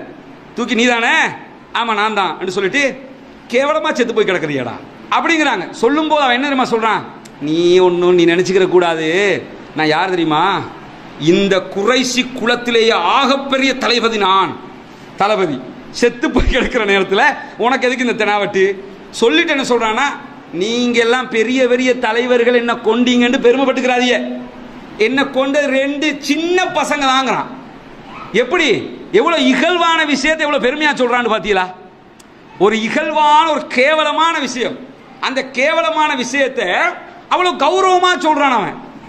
அது அவ்வளவு பெரிய கௌரவம். அவன் சொல்றான், என்ன உமர் கொல்லல, அதான் சொல்றான், அபூபக்கர் கொல்லல, உங்களோட பெரிய பெரிய சஹாபாக்கள் என்ன கொல்லல, 2 சின்ன பசங்க தான் என்ன கொண்டுட்டு போனாங்க. நம்ம என்ன உன்னை சின்ன பசங்க 2 பேர் கொண்டுட்டு போற அளவுக்கு கேவலமா கடந்திருக்கிற, நீ எல்லாம் வீரத்தை பத்தி பேசுறேன்னு திருப்பி ஒரு மிரிச்சு கையில இருந்த கத்தியால ஒரே வெட்டினத்தோட அவர்களே குத்துயிரும் கோயில கொலையுருமாக இருந்தால் இப்னு மஸ்ஊத் தான் மொத்தமா அனுப்பி வச்சிருக்காங்க, போயிட்டு வாங்க நல்லபடியா அப்படின்னு சொல்லி அனுப்பி வச்சுட்டு ரசூலுல்லாஹ்விடத்தில் செல்கிறார்கள். யார் ரசூலுல்லாஹ், இப்படிலாம் நடந்துச்சு, அப்பயும் கொஞ்சம் கெத்தா பேசினாப்ல, 2 சாத்தினத்தோட போய் சேர்ந்துட்டாப்ல அப்படின்னு சொல்லி நபிகள் நாயகத்துல வந்து சொல்லும் போது இந்த 2 பேர் நிக்கிறாங்க. அது எப்படி நீங்க எப்படி கொண்டேன்னு சொல்லுவீங்க, நாங்க தான் கொண்டிருக்கிறோம். இவங்க அவ்வளவு ரணகாலத்திலே ஒரு கிளுகிழுப்பு என்னன்னா, நாங்க தான் கொண்டோம் அப்படிங்கிறாங்க. அது 2 பேருமே சொல்றாங்க. ரசூலுல்லாஹ் கேட்கறாங்க, நீங்க கொண்டீங்களா? ஆமா நான் தான் கொண்டேன். நீங்க? நான் தான் கொண்டேன். 2 பேர் வாழையும் எடுத்துட்டு வா அப்படிங்கிறாங்க. வாழை கழுவிட்டீங்களா தொடச்சிட்டீங்களான்னு கேட்கறாங்க. இல்ல. அப்ப 2 பேரும் போய் வாழை எடுத்துக்கிட்டு வாங்கங்கிறாங்க. முஆதும் வாழை எடுத்துக்கிட்டு வர்றாங்க, வந்து கொடுக்குறாங்க. பார்த்தா 2 பேரை வாழையும் இரத்தக்கரை இருக்குது, சமமாக வேற இருக்குது. ரசூலுல்லாஹி ஸல்லல்லாஹு அலைஹி வஸல்லம் அவர்கள் சொல்கிறார்கள், நீங்கள் இருவரும் தான் கொன்றீர்கள். அந்த பெருமை, அபூஜஹலை கொண்ட பெருமை தனியே உங்களுக்கு வராது, உங்களுக்கும் வராது. ஆனா முதல்ல வெட்டினீங்க நீங்கல்ல, அதனால அவன் உடம்புல இருக்கக்கூடிய அணிகலன்கள் வரக்குள்ள சும்மாரமான யுத்தத்துக்கு தான் வர்றாங்க. அங்க யுத்தத்துக்கு எப்படி வருவாங்க தெரியுமா? மக்காவுல ஊரே திரண்டு வருவான். இந்த ஆடு மாடு ஒட்டமெல்லாம் எடுத்துட்டு வருவான். எதுக்கு சொல்றது? வீட்டில் இருக்கிற பொண்டாட்டி புள்ள சொத்து தங்கம் வெள்ளி எல்லாத்தையும், அதான் கனிமத்துங்கிறது. இப்ப இங்க யுத்தம் முடிஞ்சதுன்னு சொல்லி சொன்னா நமக்கு ஒன்றும் கிடைக்காது. கிடைச்சதுன்னு சொல்றாங்க, அது வேற, கிடைக்காதுன்னு வச்சுக்கிறீங்க, சரியா? ஆனா அந்த காலத்துல எப்படின்னு கேட்டா, யுத்தத்துக்கு வரும்போது வீட்டுல 10 ஆட்டுக்குட்டி இருக்குதா வாண்டுவான், கூட்டிக்கிட்டு வருவான். வீட்டுல 2 எருமை மேய்தா எடுத்துக்கிட்டு வருவான். வீட்டுல தங்கம் 2 கிலோ இருக்கா எடுத்துக்கிட்டு வருவான். எதுக்கு?